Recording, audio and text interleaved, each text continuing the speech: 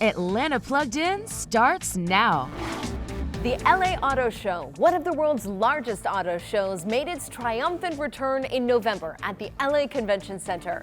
Automotive media industry experts Tony and Woody Lassagne are here to tell us about Hyundai's latest innovative vehicle.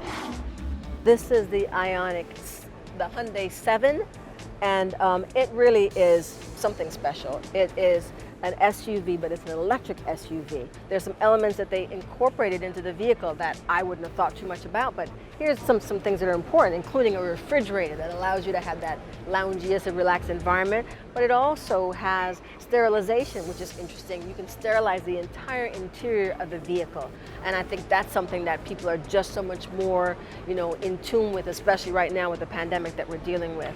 But also the interior, the materials that were utilized, bamboo and copper and recyclable material, helping Hyundai take it to a carbon neutral environment. And the goal for that is 2024, or 2045, 2045, which is, that's not that far away.